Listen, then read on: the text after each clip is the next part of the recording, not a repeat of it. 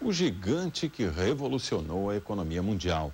Desde a entrada na OMC em 2001, a China se tornou uma das principais potências econômicas do mundo. Hoje, o que o país compra ou vende determina os rumos do comércio internacional, principalmente das commodities agrícolas. Mas no último trimestre de 2008, nem os chineses escaparam da crise internacional. Apesar das previsões cautelosas para o crescimento da economia chinesa, há quem diga que o fluxo comercial do Brasil com a China não vai diminuir.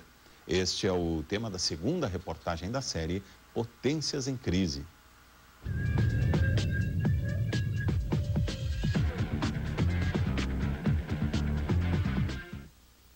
Um país de cultura e tradições fortes, governado por um partido comunista, mas que se abriu ao capitalismo internacional.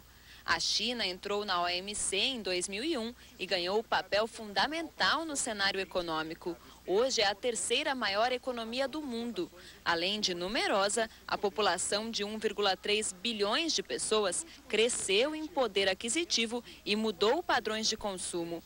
Para dar conta, o país abriu as portas para o mundo e multiplicou as importações. Atualmente, a China responde por 10% do comércio mundial. É um mercado de quase 2 Estados Unidos, tá? Não talvez com o mesmo patamar de consumo, mas é um potencial que está crescendo a cada dia. Então, muita gente está olhando para esse mercado com bastante carinho, que a absorção de alimentos, de produtos naturais está cada vez maior, a exigência é cada vez maior.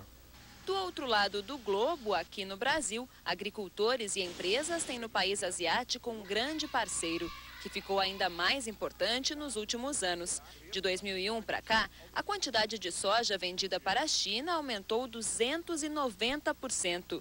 Nesta processadora do grão, que tem uma das sedes no Porto de Santos, em São Paulo, das 800 mil toneladas exportadas por ano, 90% vão para a China.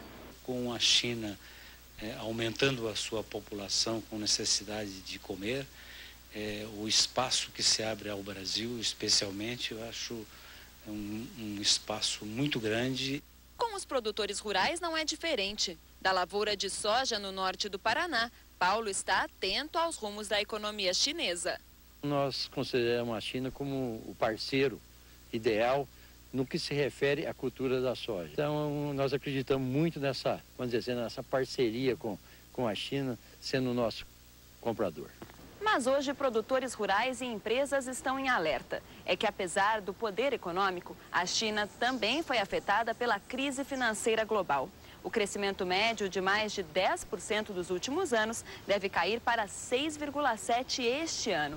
E mesmo na potência asiática, tem muita gente perdendo o emprego. O desemprego deve chegar ao maior nível da última década até o fim deste ano. Fica a pergunta: será que esses reflexos também vão atingir o agronegócio brasileiro?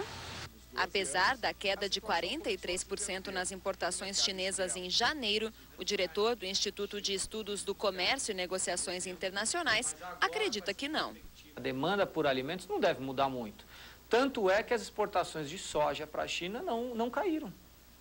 Tá certo? Elas continuam seguindo aquele ritmo esperado, ou seja, os chineses continuam procurando a mesma quantidade de soja para poder esmagar aquilo, para poder vender óleo de soja no mercado doméstico e para vender o farelo para a indústria de carnes deles.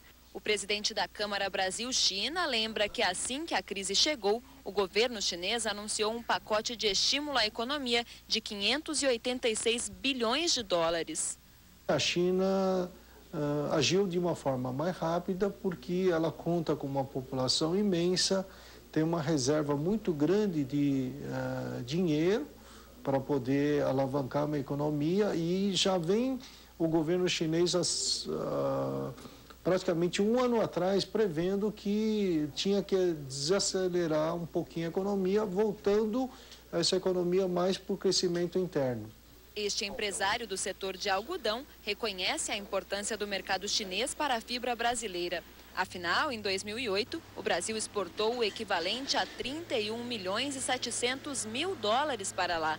Em 2001, as vendas não chegavam a 1 milhão de dólares. Mas Fábio Medeiros avalia que ainda é preciso aguardar os resultados do pacote econômico chinês.